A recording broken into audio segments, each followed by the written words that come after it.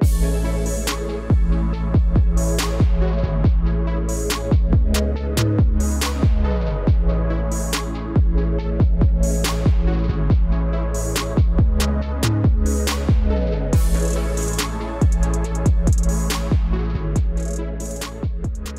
nouvelle, déjà, cette économie? Je pense que la création a toujours existé. Ce qui change évidemment, c'est l'immédiateté, le caractère mondialisé, et puis bien sûr une très grande forme de transparence que les consommateurs attendent.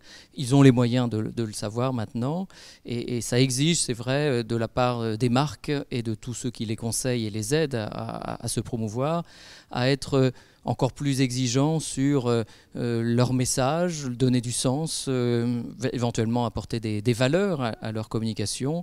Et je dirais que c'est plus ça qui est nouveau, c'est cette dimension d'immédiateté qui peut parfois amener à faire des erreurs. Et c'est là où il faut savoir redonner du temps, se redonner du temps quand on communique. C'est pas parce qu'on a la technique et la technologie qu'il faut absolument tout utiliser, de la réalité virtuelle, les robots, enfin, tout ce qu'on entend comme les buzzwords chaque année. C'est bien, il faut évidemment les appréhender, mais il faut toujours raison garder d'ailleurs, qui sont qu'il y a des grands principes qui demeurent, le respect du consommateur passant par le fait que c'est de la pub, ça doit rester de la publicité, il le sait de mieux en mieux, et c'est à ce titre-là qu'il faut être ensemble, se fixer des règles, c'est une partie des missions de la RPP.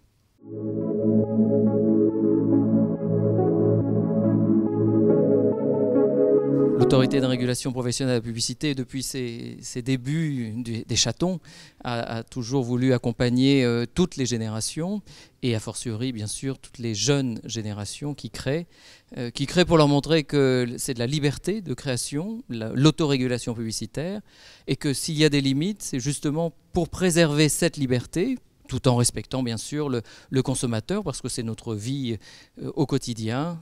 Nous avons affaire à des clients, des fournisseurs, et puis bien sûr ultimement à des consommateurs. Et c'est la pérennité de notre activité depuis des décennies et des décennies qui passe par cet équilibre subtil, c'est vrai, cette ligne de crête entre ce qui est des règles qu'il faut se fixer, et c'est la profession qui se les fixe, et puis accepter aussi que on a aussi un champ de liberté beaucoup plus large et sur lequel on est jugé. C'est le principe d'ailleurs des Chatons d'Or.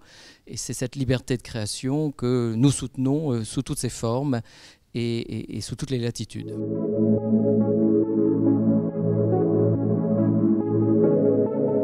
Dans la vie professionnelle, j'essaie au titre de différentes fonctions d'être un lien entre tous les métiers de la publicité et toutes les professions, que ce soit dans les sujets de formation professionnelle, dans les sujets de santé du travail, et puis aussi bien sûr dans l'activité d'autorégulation dans la pleine acception du terme.